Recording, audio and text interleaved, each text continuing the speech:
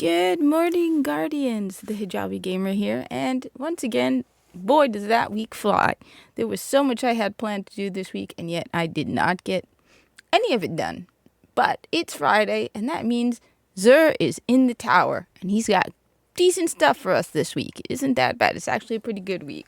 No duplicates, some good stuff that if you don't have, you probably should pick up. Some that I think you absolutely 100% beyond a doubt should always have. So, anyway, the usual reminders.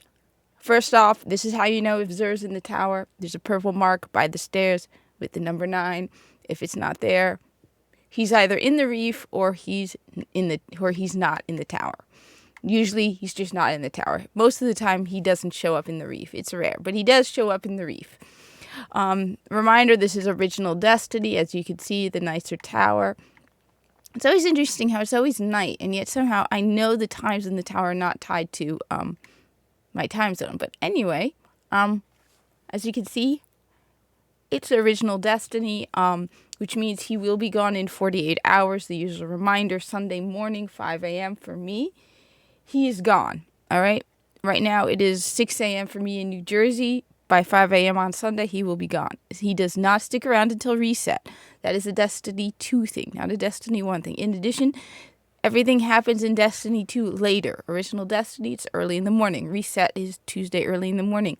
Gunsmith reset is Wednesday early in the morning, at least for me, if you're, based on your time zone. So 5 a.m. for me in New Jersey, depending on where you're at. Anyway, we are heading to the right. It's in one of my favorite spaces. He's in one of my favorite spots to be. Yeah, I start the week with so much planned. I'm like, yeah, I'm going to start recording that. And then next thing you know, it's like, wait a minute, it's Thursday. Now it's Friday. How did that happen? I don't know. Anyway, we are heading down here past Dead Orbit and Arak Jalal, a.k.a. I am not Starfire's father, because, yeah. And we are heading towards what is the Hunters Club. You see, I didn't notice this until recently, but if you notice, there are 3 banners hanging that are Hunter banners. The 3 triangles, if you're new to Destiny, represent the Hunters.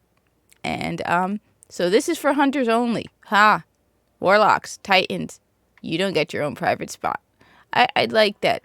I like the tower. I like the tower. I like that look. Anyway, he's right over here by probably killed by a hunter. Cabal shield. Anyway, he's got some good stuff. If you don't have this stuff, you should probably pick it up. So, for example, he has Red Death and Steel Witch. Now, the ornament, I'm not a big fan of. I know some people like the Steel Witch ornament. Wait, no, Steel Witch is the one I like. It's White Witch I don't like. Never mind. I'm sorry. I like this ornament. But Red Death is a weapon you should have. If you don't have Red Death, I highly recommend it. This is the first priority you pick up. Red Death is great because it has a perk known as Red Death. Each kill heals you and speeds up reloads. What's great about it is if exposure, the mod, the fire exposure is in effect, Red Death is a great counter for it because exposure means your health doesn't regenerate. On the other hand, Red Death, each kill heals you and speeds up reload. So that's awesome. So yeah, I really do like Red Death. I always carry Red Death with me because just the fact that even if you don't have exposure in effect, if you're doing something difficult and you need your health brought back regularly, Red Death is just great to have. And this is a pretty cool ornament. Without the ornament, it looks like that. With the ornament, it looks like that. And then the other ornament you can get, which you can pick up from the Silver Dust kiosk, is White Witch. Yeah, I'm not a big fan of White Witch. I like Steel Witch. But anyway, Red Death, highly recommend it. The other weapon we have down here is Monte Carlo and Super Spy. Another weapon I have been getting really into using. I like Monte Carlo. So Super Spy is this ornament. I'll be getting this ornament. And Monte Carlo, okay, this weapon has bonus accuracy when firing from the hip. That's nothing special. Dealing damage with this weapon reduces your melee cooldown and grants a chance to fully charge your melee ability with each kill. Now, this is a great one when you are going hunter. And I've mentioned Challenge of the Elders.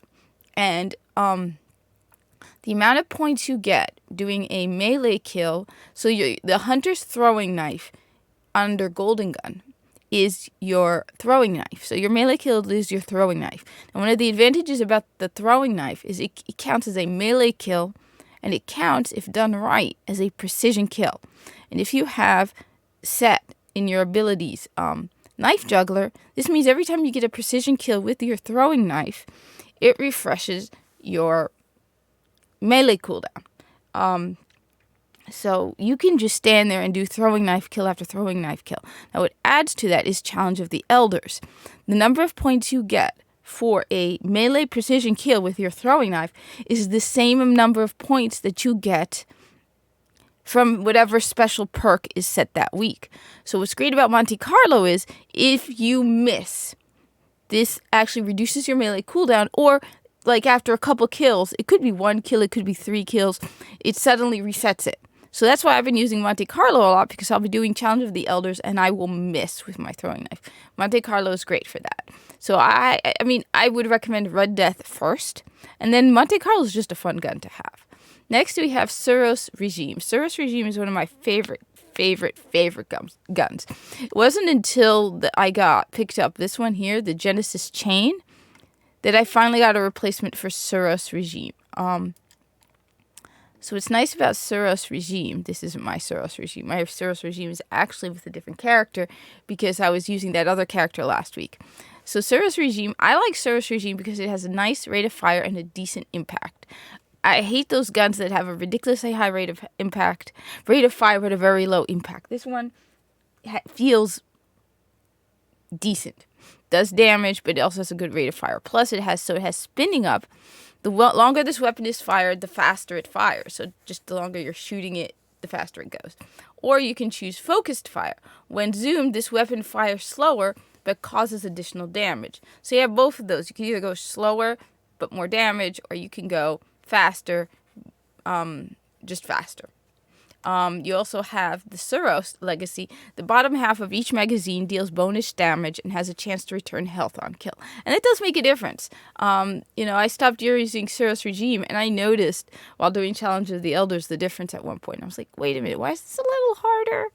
But primarily the reason I like Suros Regime is the rate of fire and impact. It's just a fun gun to have, and the ornaments are cool, especially Basilisk's Glory, which is this one, which is the one I have. As I said, my Suros Regime is on my other hunter because I was using my other hunter to do Xur's last week's Xur video. Okay, now let's go with the armor and stuff, which is not as good as guns, of course. The Crest of Alpha Lupe, I think they had it last week, or the week before. It was recent. Supers generate an extra orb, revive, and be revived faster. Titans, I hate to say this, but you guys don't got a good week. I don't know, maybe it's just me. First off, if you are not playing with other people, this is just a waste. Don't use it. Don't.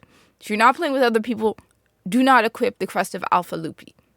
Supers generate an extra orb, not going to do much for you if you're by yourself. Revive and be revived faster, definitely going to do absolutely nothing for you if you're by yourself. So, unless you're in a fire team, don't use this. And I don't know, I'm not a Titan main, I'm not a Titan expert, but I feel like there's better stuff for a Titan to use than Crest of Alpha Lupi. Let me know, Titans, down below. I mean it, I want to hear what you guys think. What are better exotics? What am I missing out that I don't realize about an exotic? Maybe I'm being dumb and it's like, you idiot, that's actually an excellent exotic. How dare you insult the honor of the Titans? This is what we use it for. All right. Next, we have the Skyburner's Annex for the Hunter. Now, first off, it does pass my Corpus helmet test, a.k.a. It's not bulkier than a Corpus helmet, so we're good. It looks kind of cool, actually. Yeah, it definitely looks ridiculously cool, especially with the kind of taken glow to it. But it's definitely not bulkier than a Corpus helmet, so you get on the size. Chance to create orbs on heavy weapon kills with a full super orbs may grant special ammo. Oh, this sucks. Ugh. Chance to create orbs on heavy weapon kills. Yeah, that's not really going to help you much when you're by yourself. So you just use this with a fire team. With a full super orbs may grant special ammo. Nah, Nah.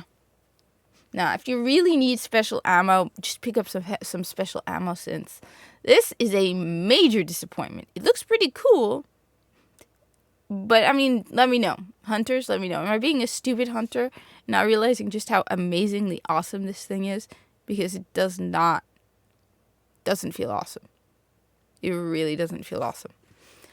I don't know, I'm more of a Frosty's Celestial Nighthawk. But then you're talking to someone who's been using the exact same exotic in Destiny 2 since basically the launch of Destiny 2, which is the Radon Flux for the Arc Strider, because I will never get over how much I love playing an Arc Strider, which is like an acrobat of death. And that thing extends your super ridiculously long. So let me know, because once I get into a rut with a certain certain exotic, I tend not to, broaden my horizons. I don't know. So, yeah, but the Radon Flux is awesome, and Arc Strider is awesome. Finally, we have for the Warlock, we have the Alchemist Raiment. Chance to gain Glimmer on primary ammo pickup. With full super orbs, recharge, grenade, and melee. Wow, this is just a fire team week. Because, okay, chance to gain Glimmer on primary ammo pickup. Okay. Tell me in the comments below, people. Maybe it's just me. But I have never had a problem with Glimmer in original Destiny. Destiny 2, yes, some things can get a little on the expensive side for Destiny 2. Especially with now you have to run around, But Destiny 1, you can only carry 25,000 Glimmer. It fills up ridiculously fast. I usually have to go to the gunsmith and buy heavy ammo since because I've reached the 25,000 point. So that feels kind of like, oh, joy. With full super orbs, recharge, grenade, and melee. That's a fire team thing. Again, orbs really, I've noticed when I do things like Archon's Forge, which I've done with randos who just happen to pop in, then orbs make a difference. But if you're by yourself, orbs really don't do anything for you. So, mixed. It looks pretty cool. Don't get me wrong. Mixed. Really not that. I think, again, I'm not a Warlock expert, but I'm pretty sure there's a lot better stuff for a Warlock that is exotic. So, primarily, if I were you, I would focus on the guns this week, and not just because I'm inherently biased and always focus on the guns. The guns are better this week. Just objectively better. You need Red Death. Red Death is a great weapon to have. Monte Carlo is fun, and Suros Regime. And then you get the usual other stuff, which, let me see if I have that Sparrow I did that with. So I did do that, and it turned out to be this. Yeah. It's kind of mediocre. You pick up a Blue Sparrow, and it. The stats are supposedly slightly better, not by much. I'm not seeing much of a difference, really. I mean, it's tiny. And it's a pretty boring looking Sparrow. It's like, I'd rather use something kind of cool. That's pretty cool. That is definitely pretty cool. But this, so I got that from doing one of these a while back. I don't remember which one. So, slightly better. I mean, there's, again, better stuff to get the Red Death first. Heavy ammo synths. Heavy ammo synths are like my blueprints in Warframe, where I like to have a lot of blueprints that I haven't built yet. Anyway, thank you for watching. Like, comment, subscribe. I will probably be live streaming today. Maybe Immortals of Avium or Original Destiny. I'm still trying to make fire teams to play raids, because raids, I need to do Kingsfall. I absolutely do need to do Kingsfall. Do not make me try to solo Kingsfall, because I don't want to, no. Anyway, and I hope to see you in the tower.